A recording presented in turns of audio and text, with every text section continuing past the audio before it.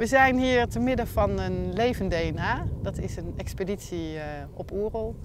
En dat is Mitsland, het prachtige strand Mitsland aan Zee. En hier hebben al zo'n 5 dagen rondom ons heen publiek allerlei zandsculpturen gebouwd. Wij maken een aerodynamische zandsculptuur. Een dijklichaam.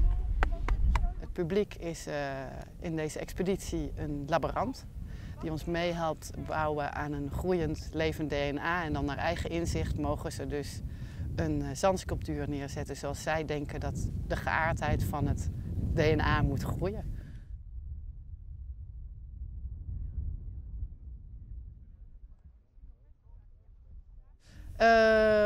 Een onderzoek en aandacht voor het grote beeld wat volgend jaar bij de Holwert komt te liggen. Een groot dijklichaam en dan niet zoals we de dijken normaal kennen, recht en strak, maar juist een groot welvend dijklichaam. Letterlijk een groot liggende, mooie, grote vrouw.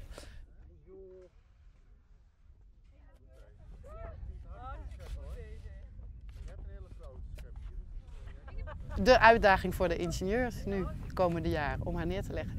In contrast met het landschap en ook om juist aandacht te geven waarom het landschap is zoals het is.